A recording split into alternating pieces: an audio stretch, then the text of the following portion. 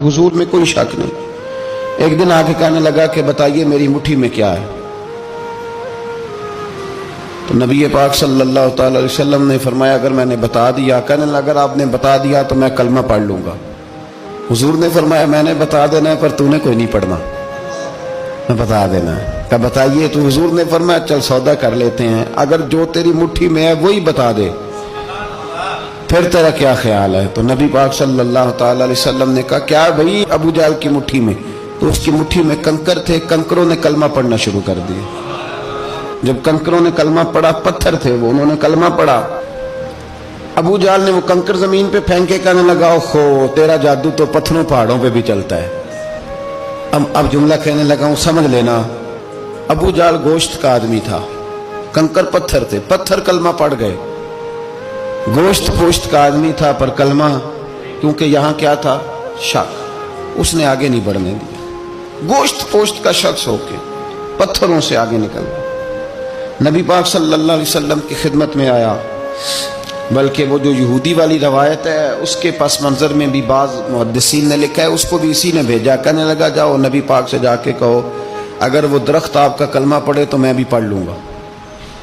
दरख्त, अब दरख्त होते तो जानदार हैं पर कलमे तो कोई नहीं ना पढ़ते। दरख्त से भी तो इंसानों से कलमा पढ़ने की बात, अगर दरख्त पढ़े तो मैं पढ़ लूंगा। नबी पाक सल्लल्लाहु अलैहि वसल्लम दूर बैठे थे, दरख्त दूर था, और इमाम सुयूती अलैहिर्रहमा ने लिखा है दरख्त भी कीकर का था। नबी पाक सल्लल्लाहु अलैहि वसल्लम ने फरमाया उस यहूदी से कि तू जाके दरख्त को कह कि तुझे नबी पाक बुलाते हैं। फरमाया मैं गया तो फिर तुमने कहना जादू करके बुलाया है।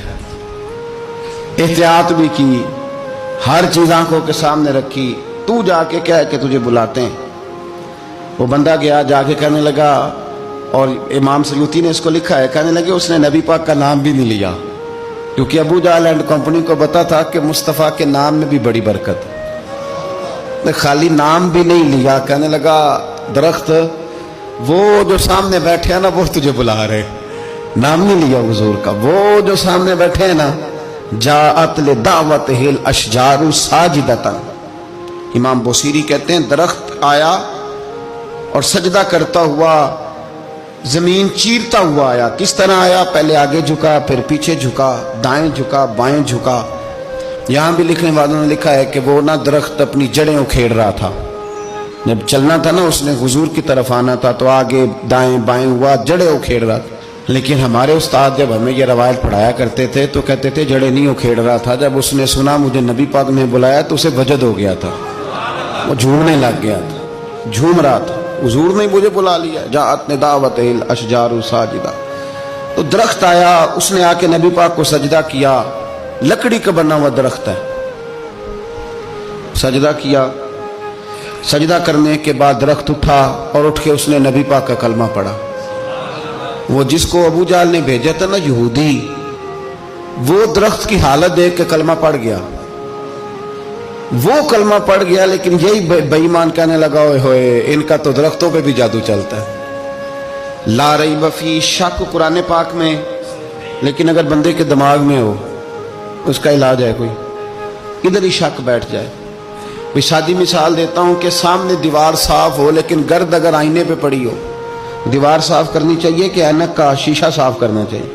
सारी जिंदगी लोग दीवार साफ करते गुजार देते, सारी जिंदगी तराश खराश करते गुजार, अपनी मर्जी की पेंटिंग करते गुजार देते हैं, पर अपनी आंख की पुतली साफ नहीं करते। आंख की पुतली साफ नहीं करते। किसी ने हजरत रूमी से कहा था हुजूर दुनिया में कोई अच्छा मिलता नहीं, फरमाने लगे थोड़ा रोना शुरू कर ताकि तेरी पुतलियां वुजू कर लें, वुजू कर लें। वो उन्हें पता चल जाए कि कितने साफ सुथरे लोग दुनिया में पाए जाते। तो भाई शक, अबू जहल फिर आ गया, कहने लगा अगर आप चांद के 2 टुकड़े कर दें तो मैं कलमा पढ़ने को तैयार। अच्छा यहां भी बड़ी मजे की बात है, अल्लाह ने पहले कह दिया नबी पाक को कि इन्नल्लज़ीना कफरू सवाउन अलैहिम आ अनज़रतहुम अम लम तुनज़िरहुम ला युमिनून। महबूब ये जिनकी किस्मत में कुफर है ना, आप इन्हें डराएं चाहे ना डराएं, ये ईमान नहीं लाएंगे। कंकरों ने भी कलमा पढ़ लिया, दरख्तों ने भी पढ़ लिया, सारा कुछ हो गया, और अल्लाह ने भी कह दिया कि महबूब इस बेईमान ने कलमा नहीं पढ़ना। पर हुजूर ने फरमाया ये पढ़े ना पढ़े हमने मैदान नहीं छोड़ना। जितनी दफा आएगा ना ہم اسے ضرور معجزہ دکھائیں, جتنی دفعہ ہے. ہم کیوں میدان چھوڑ. آگے کہنے لگا جی اگر چاند کے 2 ٹکڑے کر دیں تو اقتربت الساعۃ وانشق القمر. تو نبی پاک صلی اللہ علیہ وسلم نے انگلی کا اشارہ کیا, چاند 2 حصوں میں بٹا.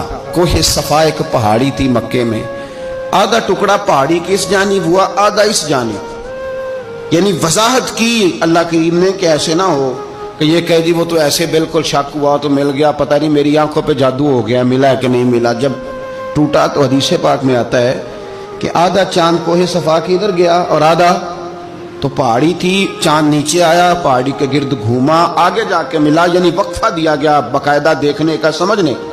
پوری دنیا میں جتنے لوگ اس وقت چاند دیکھ رہے تھے, ہندوستان تک روایتوں میں ملتا ہے کہ لوگوں نے گواہی دی کہ ہم نے چاند ٹوٹتے دیکھا ہے. زمانہ مان گیا, لوگوں کی چیخیں نکل گئیں, لوگ قدموں میں